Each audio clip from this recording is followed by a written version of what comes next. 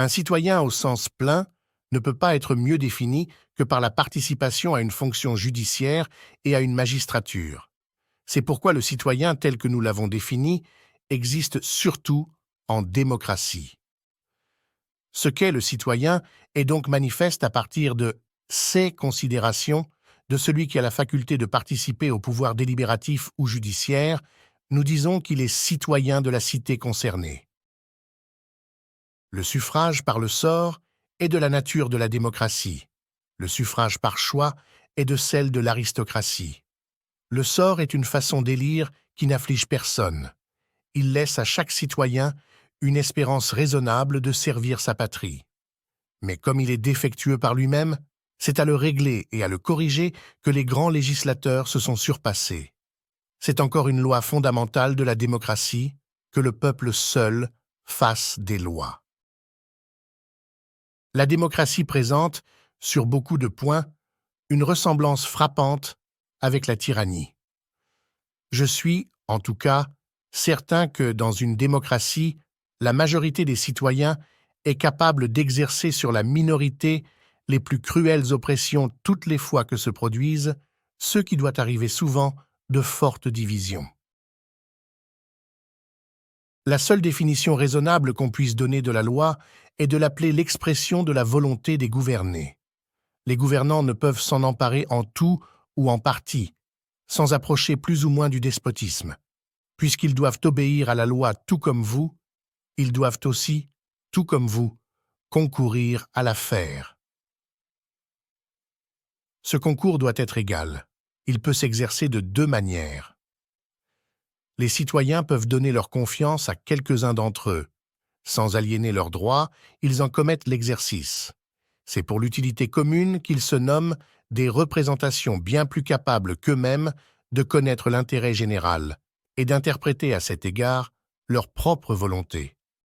L'autre manière d'exercer son droit à la formation de la loi est de concourir soi-même immédiatement à la faire. Ce concours immédiat est ce qui caractérise la véritable démocratie. Le concours médiat désigne gouvernement représentatif. La différence entre ces deux systèmes politiques est énorme.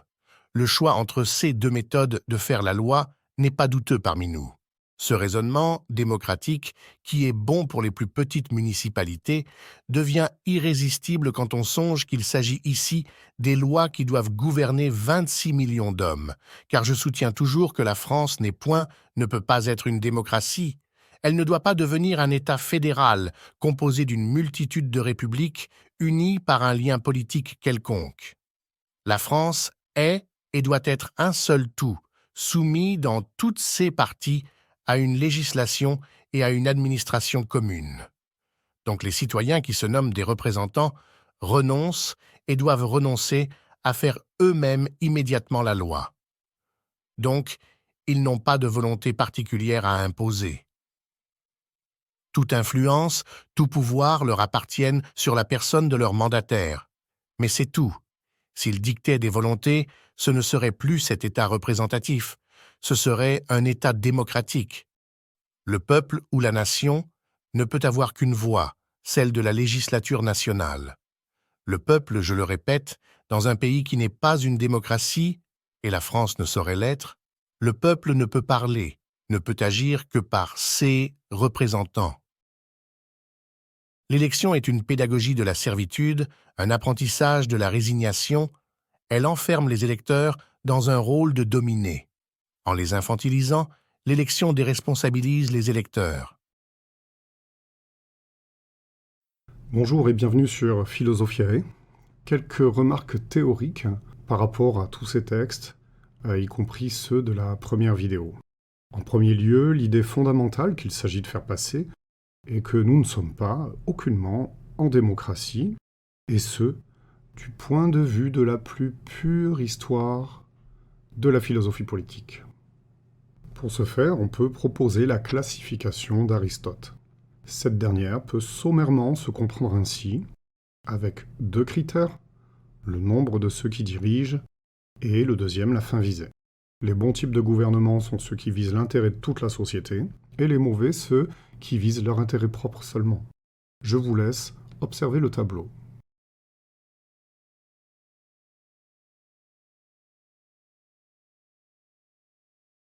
Ce tableau constitue donc une façon rapide de répondre à la question « Sommes-nous en démocratie ?»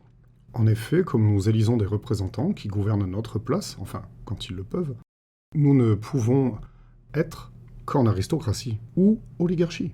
Et si on demandait aux Français dans lequel de ces deux régimes nous sommes, je pense qu'ils pencheraient, mais très largement, pour l'oligarchie. Peut-être quelque chose comme 70%. On n'a pas l'impression que nous sommes gouvernés conformément à l'intérêt général. La question de l'élection, du suffrage, ici, n'a que peu de place. On parlerait alors simplement, si ce critère nous semblait important, d'aristocratie élective, s'il y a élection, ou héréditaire, ou encore par cooptation, et de même oligarchie élective ou héréditaire ou par cooptation. Nous serions donc censément, selon le critère d'Aristote, dans une oligarchie élective, et encore en faisant abstraction de l'Union européenne. Il est donc tout à fait naturel, je vous rassure, que vous vous sentiez démocrate et soyez trop souvent en désaccord avec ceux qui se font appeler démocrates, ou qui disent défendre la démocratie. Nous ne mettons visiblement pas le même sens derrière les mêmes mots. Une chose surprend cependant dans ce tableau, c'est qu'ici la démocratie n'est pas un régime réglé, vertueux, et visant l'intérêt public, mais dévié. Car Aristote estime que le peuple, comme classe populaire, n'y gouverne que selon son intérêt, disons à court terme, et qui est, dans ce cas, celui des pauvres, qui sont nécessairement majoritaires, pour imposer au final une tyrannie nuisible. D'où sa préférence pour le régime qu'il nomme étrangement politeia, parfois traduit par république, je crois que c'est gouvernement ou état en grec, on dit régime parfois, mais plus souvent par gouvernement constitutionnel, et qui pose des difficultés d'analyse. Il ne suffit donc pas que tous dirigent pour que le régime soit vertueux. Il faut quelque chose de plus, comme je dirais du civisme, une conscience de l'intérêt réel de la société, un sens des limites, de la décence peut-être encore. Le gouvernement de la classe populaire ne doit pas abuser à son tour du fait d'être au pouvoir, telle est l'idée. Autre question d'intérêt, qu'est-ce que gouverner pour Aristote? Eh bien, cela a trait au fait de participer à la magistrature. Mais que faut-il entendre par là? Bruno Bernardi nous l'explique. Être membre de l'Assemblée, c'est-à-dire faire les lois, participer à toutes les décisions communes, être membre du jury, c'est-à-dire faire obéir à la loi, c'est exercer le pouvoir commun, qui à ce titre appartient à tous. Elle, la conception dont nous parlons, est la vertu de commander propre à celui qui sait obéir et le doit. Elle est la vertu d'obéir propre à celui qui sait commander. Il nous dit cela page 193. Il précise dans l'article citoyen que la démocratie est ce régime dans lequel les citoyens gouvernent. La citoyenneté que le concept de démocratie implique ne constitue pas tant un droit qu'un pouvoir. Prendre au sérieux l'idée de pouvoir du peuple, c'est voir en chaque citoyen un gouvernant. Ce que l'on peut appeler la citoyenneté-participation réside au cœur même de l'idée démocratique. Elle implique une action directe, immédiate. Tous les grands moments de la démocratie ont exprimé cette aspiration. Et plus loin, l'auteur nous confirme que la citoyenneté aristotélicienne, comme magistrature, c'est bien le pouvoir de participer à la formation directe de la loi. Il s'agit ainsi d'une participation non pas indirecte, comme avec des représentants élus, mais directe au pouvoir politique, comme exercice de la souveraineté, dirions-nous aujourd'hui. De même, l'isonomia n'est pas l'égalité devant la loi, comme égalité des sujets, mais bien égalité devant la loi à faire la formation de la loi, la votation de la loi. Ainsi, chez Aristote, la démocratie, c'est le fait pour tous les citoyens, par définition, de participer à la formation de la loi. Elle se caractérise aussi par un principe d'interchangeabilité et d'égalité entre gouvernants et gouvernés. Ils le sont tour à tour. En effet, Aristote écrit que le principe de base de la constitution démocratique, c'est la liberté. Et que l'une des formes de la liberté, c'est d'être tour à tour gouverné, gouvernant dans les politiques, livre 6, chapitre 2. On ne saurait oublier l'importance aussi du tirage au sort. Des mandats courts, avec toute une série de procédures contrôlantes ingénieuses au passage. Se trouve encore un éloge de l'état de droit. Lorsqu'Aristote estime que là où les lois ne dominent pas, alors apparaissent les démagogues. Ces démagogues sont cause que les décrets sont souverains et non les lois. Ils portent en effet tout devant le peuple, car ils n'arrivent à prendre de l'importance que du fait que le peuple est souverain en tout, et qu'eux sont souverains de l'opinion du peuple, car la multitude les suit. De plus, ceux qui accusent les magistrats disent que c'est le peuple qui doit trancher, et celui-ci accueille avec joie cette invitation, de sorte que toutes les magistratures sont ruinées. Et on pourrait raisonnablement penser qu'il faut blâmer cette sorte de démocratie en disant qu'elle n'est pas une constitution, car partout où les lois ne gouvernent pas, il n'y a pas de constitution. La démocratie et ses problèmes. Se trouvent chez Aristote des passages plutôt bienveillants à l'égard de la démocratie et d'autres plus critiques en effet. Une chose est certaine cependant, la démocratie peut rapidement errer dans l'excès. Comme gouvernement des pauvres, on l'a dit, pour les pauvres. C'est pourquoi Aristote ira jusqu'à dire que le peuple le meilleur, c'est celui des paysans, de sorte qu'il est possible d'instituer même une démocratie là où la masse populaire a une vie agricole ou pastorale. Car du fait de la modicité de son avoir, cette masse populaire n'a pas de loisirs, ce qui fait qu'elle ne peut pas souvent se réunir en assemblée. D'autre part, comme il manque du nécessaire, ces gens passent leur temps au travail et ne convoitent pas le bien d'autrui. Ça c'est Politique, livre 6, chapitre 4. Alors ces qualités morales sont appréciables en elles-mêmes, mais le philosophe pense surtout qu'afin de lutter contre les excès potentiels de la démocratie, il est bon que le peuple soit, disons, bien occupé, et ne se rende pas à l'agora ou à l'assemblée. Ainsi Aristote me semble préférer un régime mixte, comme il l'exprime au chapitre 5 de ce même livre 6, parlant de Tarente. Et il nous dit « Ils ont divisé toutes les magistratures en deux.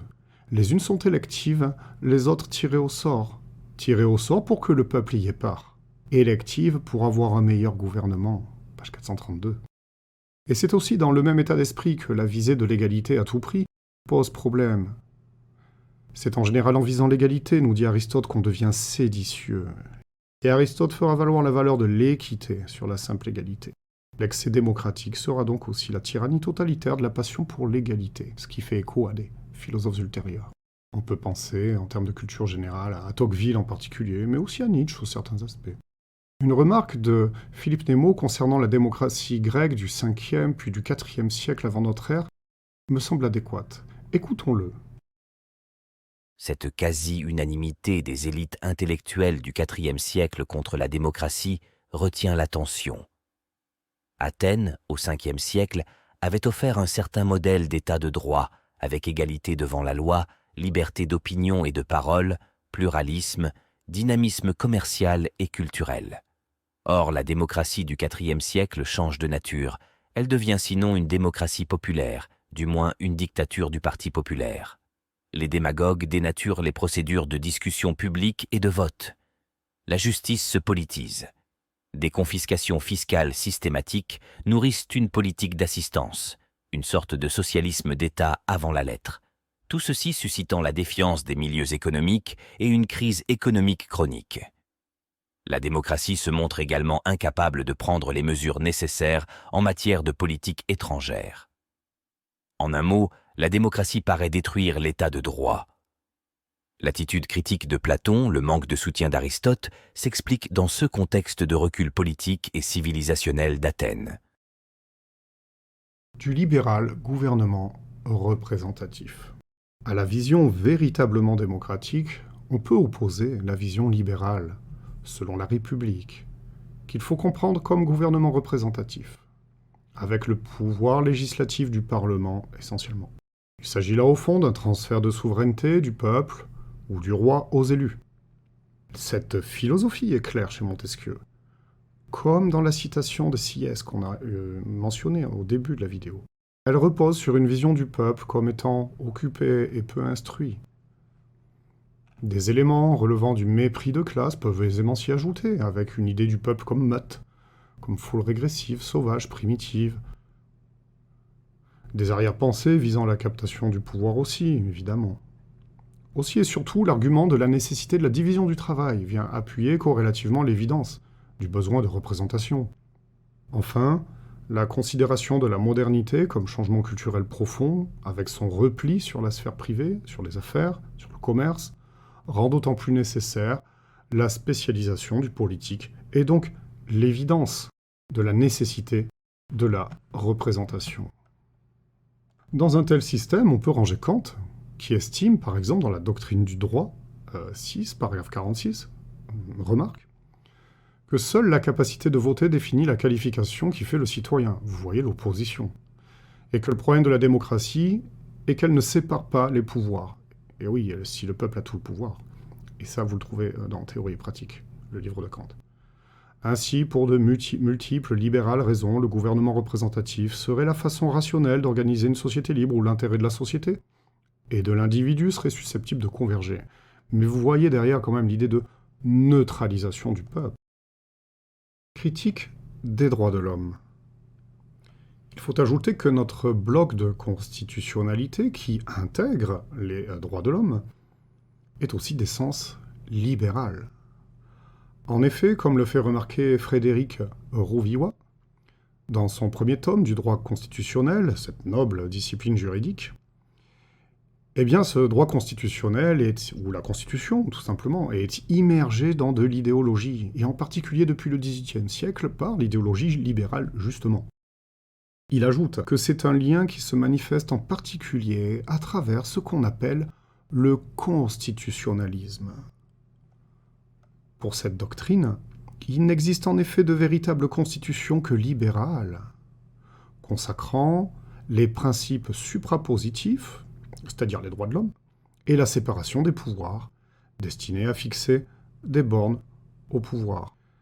C'est l'idée que l'on retrouve par exemple dans les termes de monarchie constitutionnelle, utilisés comme synonyme de monarchie parlementaire, ou dans le titre du grand journal libéral de la Restauration qui se nommait le Constitutionnel. Marx aussi avait émis quelques critiques. Écoutons-le. Avant tout, nous constatons que les droits dits de l'homme, par opposition aux droits du citoyen, ne sont rien d'autre que les droits du membre de la société bourgeoise, c'est-à-dire de l'homme égoïste, de l'homme séparé de l'homme et de la collectivité. L'application pratique du droit à la liberté est le droit de l'homme à la propriété privée. Par conséquent, une constitution, c'est la sacralisation juridique d'une idéologie générale qui infuse dans l'organisation concrète du pouvoir. Or, me semble-t-il, cette philosophie dite libérale, soucieuse de liberté, n'a pas l'air très sensible à la liberté du peuple. Tel un souverain dénié. Les droits de l'individu contre l'État semblent clairement l'emporter très largement sur les droits du citoyen au pouvoir politique. En effet, il ne participe pas à la loi, cède son pouvoir à des représentants et semble victime d'une sorte d'extorsion de signature en absolutisant un non-choix pour des siècles et des siècles. Dit autrement, la Constitution fait référence à un souverain, le peuple qu'elle exclut. Le libéralisme excluant se supraconstitutionnalise. Une telle façon de faire me semble peu défendable philosophiquement, et je suis heureux de voir que Rouviwa pense lui aussi qu'il faut récuser la définition idéologique du constitutionnalisme libéral, pour qui il n'y aurait de constitution que lorsque celle-ci présente un contenu précis, à savoir lorsqu'elle assure, par ses dispositions, la protection des droits individuels et la souveraineté du peuple. Cette définition, on trouve l'écho le plus célèbre dans l'article 16 de la Déclaration des droits de l'homme et du citoyen du 27 août 1789, qui dispose que toute société dans laquelle la garantie des droits n'est pas assurée ni la séparation des pouvoirs déterminée, n'a point de constitution. Et cela, pour l'auteur, présente un caractère évidemment polémique. Donc, me semble-t-il, le seul élément supraconstitutionnel légitime, c'est le peuple souverain, pas le libéralisme ou les droits de l'homme.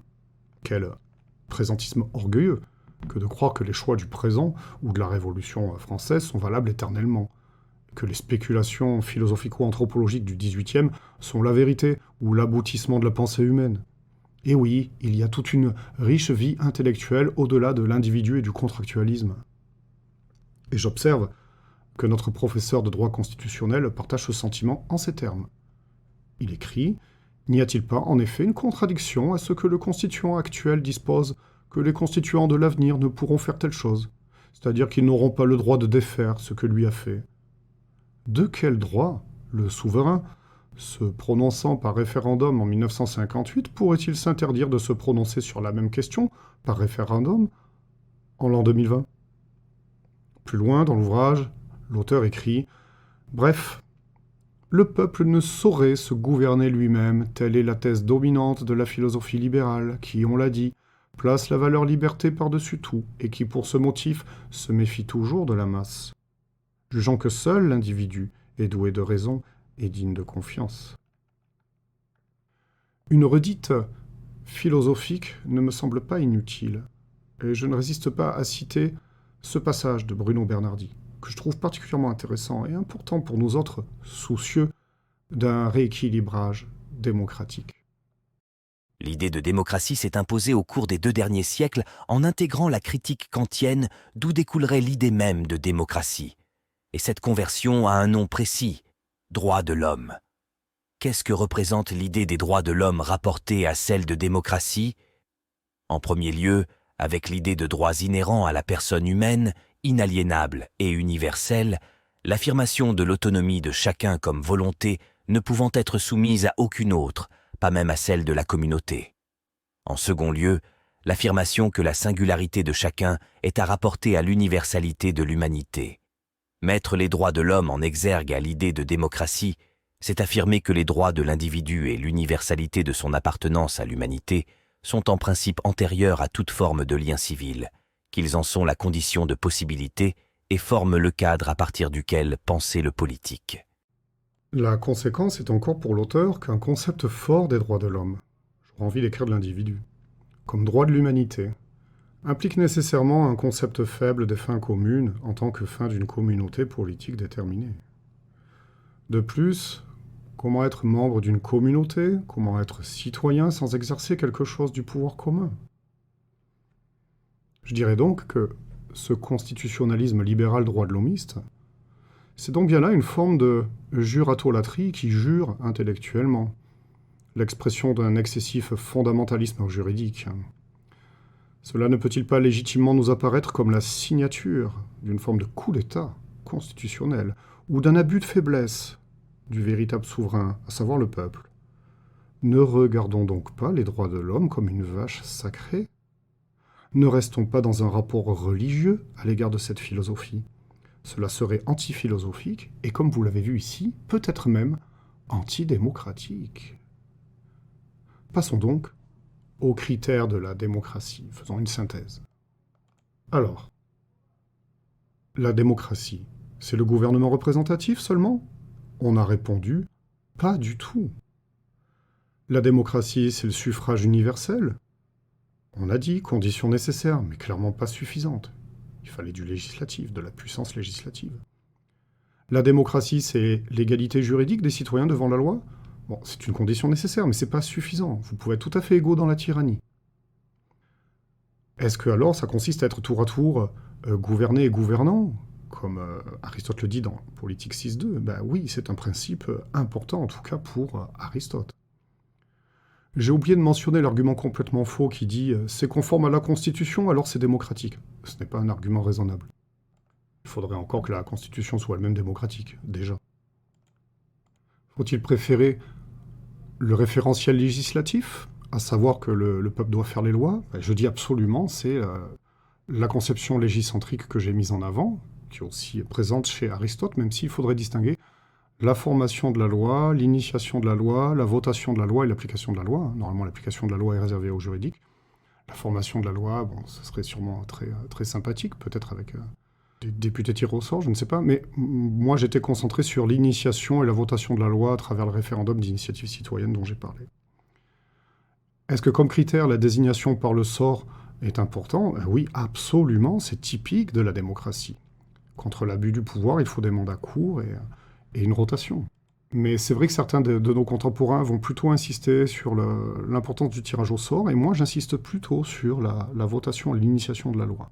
Donc ça fait quelques différences.